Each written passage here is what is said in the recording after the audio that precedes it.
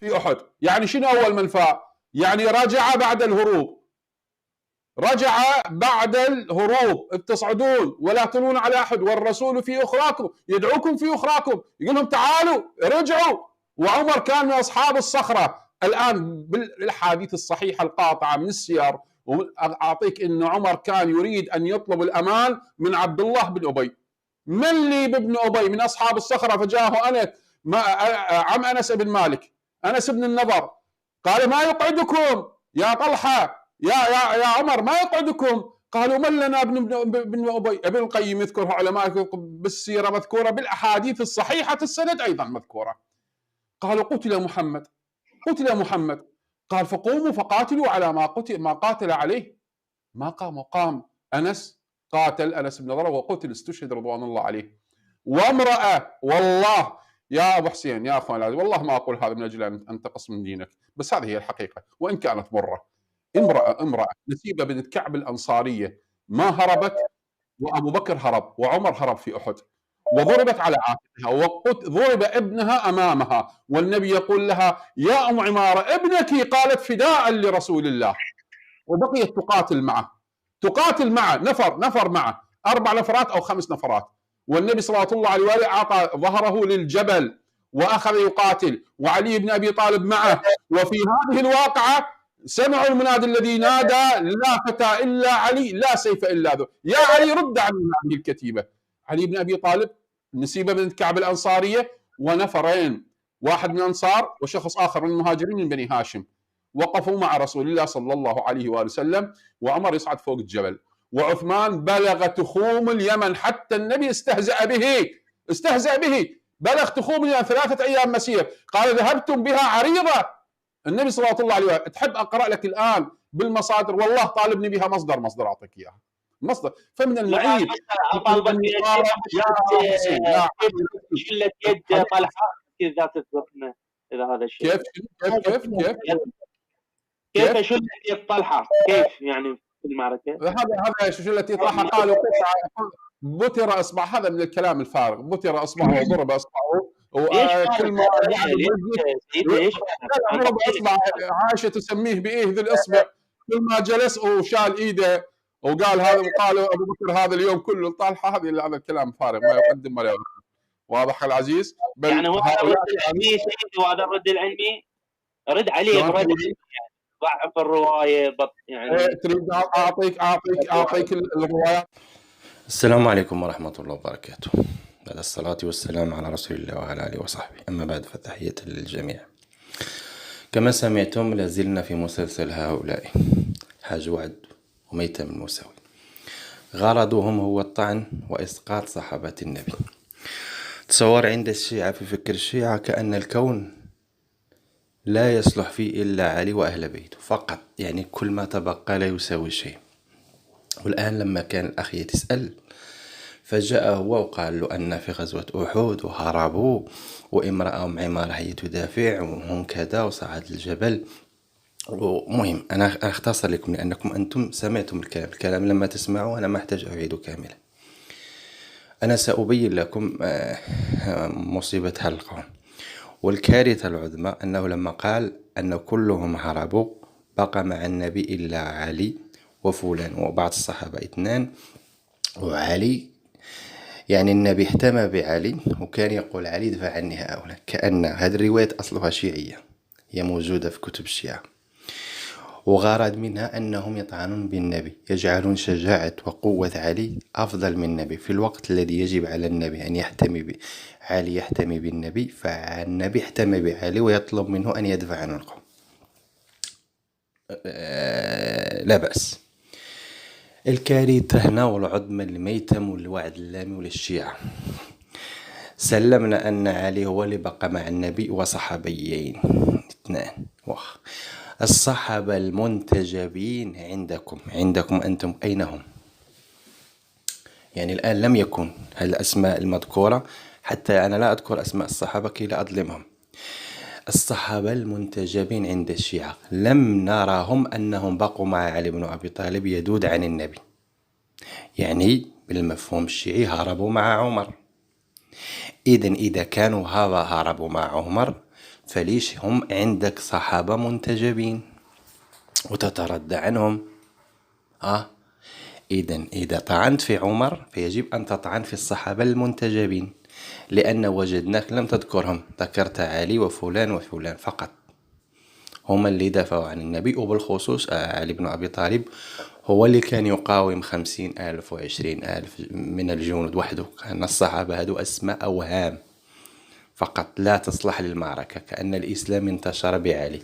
لكن وجدنا بعد موت النبي علي لم يتحرك ولم يفعل أي شيء، ولم يدافع على خلافته وإمامته وزوجته وبنته أم كلثوم، ولم يدافع على أي شيء، كأن علي كان يحتمي بالنبي وليس النبي يحتمي بعلي.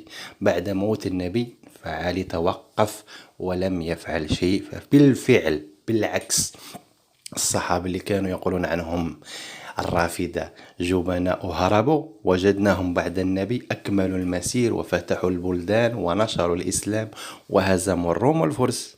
هذو اللي كانوا في زمن النبي كان عند ميت المساوي جبناء.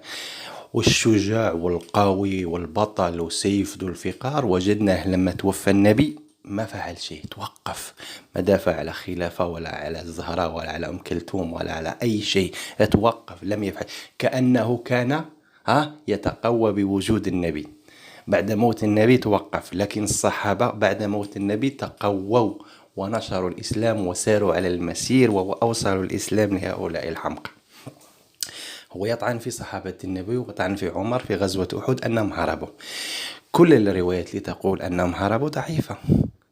بالله عليكم أنا أسألكم سؤال، هذه الرواية في البخاري، لأن الصحيح عندنا هو الأول وهو المقدم وهو الأصل، غيره يبقى الخلف. هذه الصحة، هذه الروايات اللي في البخاري، ومن هذه الرواية هذه الرواية في صحيح البخاري كتاب المغازي باب غزوة أحد. غزوة أحد أنا اختصرت لأنها طويلة، لكن الشاهد من هنا نقرأ لك الموجود. يقول يعني عن النبي عليه الصلاة والسلام قال لا تبرحوا فأووا، فلما أبوا صرف وجوههم فأصيب 70 قتيلا. وأشرف أبو سفيان فقال أفي القوم محمد؟ فقال لا تجيبوا، يعني النبي. فقال أفي القوم ابن أبي قحافة؟ تصور هم موجودين. وليش أبو سفيان يتكلم عن النبي وأبو أبي بكر وعمر؟ لأن هذو هما الأساسيين اللي هم كانوا يعلمون أن لهم تأثير في المعارك وفي الإسلام.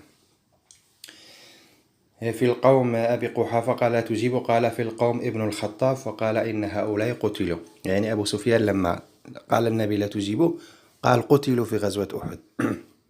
ويقول لك فروا للجبل. يعني فلو كانوا أحياء لأجابوا، فلم يملك عمر نفسه فقال كذبت يا عدو الله، أبقى الله عليك ما يخزيك. قال أبو سفيان أعله بل. فقال النبي صلى الله عليه وسلم أجيبوا. قالوا ما نقول؟ قال قولوا الله أعلى وأجل. قال أبو سفيان لنا العزة ولا عز لكم. فقال النبي صلى الله عليه وسلم أجيبوا. قالوا ما قول؟ قال قولوا الله مولانا ولا مولى لكم. هنا يتبين أن غزوة أحد لعمر فر، أبو بكر فر، هما أصلا وجدناهم خلف النبي مع النبي، وأبو عمر لم يمتلك نفسه فأجاب وأرد على أبو سفيان.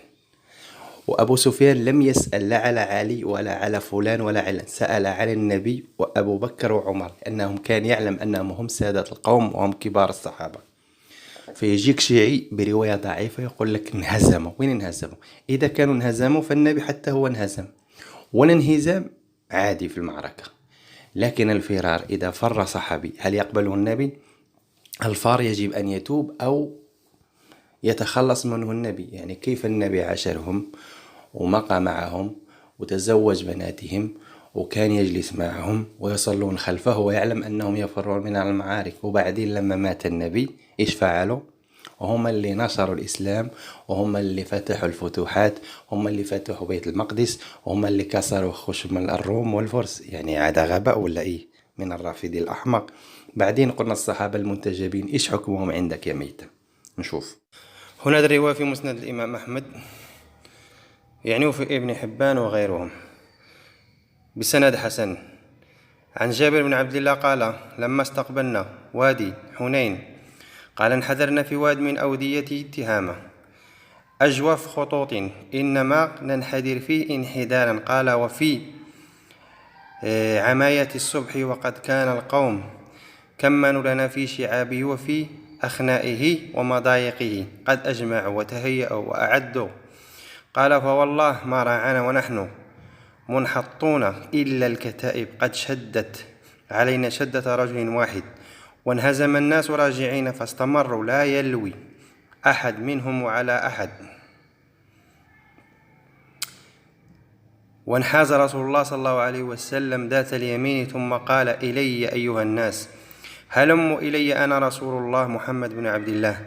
قال: فلا شيء احتملت الإبل بعضها بعضا، فانطلق الناس إلا أن مع رسول الله صلى الله عليه وسلم رهطا من المهاجرين والأنصار وأهل بيته غير كثير. ثبت معه صلى الله عليه وسلم أبو بكر وعمر، ومن أهل بيته علي بن أبي طالب والعباس بن عبد المطلب. قلنا وحسنا، يعني هذه الرواية حولوها الشيعة وحذفوا اسم أبي بكر وعمر وحتى العباس وجعلوا عليه هو اللي يدافع عن النبي. أنا قلت لكم هنا هذه غزوة حنين ثبت مع النبي أبي بكر وعمر وعلي بن أبي طالب والعباس. يعني الشيعة الكون كأنه خلق لعلي بن أبي طالب، لا شيء إلا علي بن أبي طالب. ثم قلت لهم وأكرر: أين الصحابة المنتجبين في هذه الغزوة؟ لا غزوة حنين ولا غزوة أحد اللي أنتم تتبجحون بها، ولا حتى غزوة خيبر. الصحابة المنتجبين عندكم وين هما؟ لم نجدهم الآن في هذا الحديث، ولا حتى في أحاديث الشيعة اللي حرفوا هذه الرواية اللي في البحار وغير البحار، اللي أثبتوا أن علي وحده ولا سيف إلا سيف ذو الفقار. يعني وين هؤلاء الصحابة المنتجبين عندكم؟ خلي أبو بكر وهذا أنتم تكنوا لهم عداوة أنهم غاضوكم ليلا نهارا. أنا أتكلم عن الصحابة المنتجبين، وين هم؟ هل يسري عليهم الحكم كما يسري على عمر كما تزعمون أبي بكر أم لا؟ يعني هذا ما دام الشيعة يحبونهم لا شكل آخر. أما يا شيعة يا أغبياء، فيقوا واستيقظوا من غفلتكم، أنكم ناس تطعنون في ناس هم من أوصل لكم الدين ومن أوصل لكم الإسلام وفتح الفتوحات ونشر الدين، لأن هؤلاء هم تقووا بعد النبي. أما علي بن أبي طالب وجدنا بعد النبي لم يفتح لا بلد ولا شبر ولا أرض ولا أي شيء أبدا.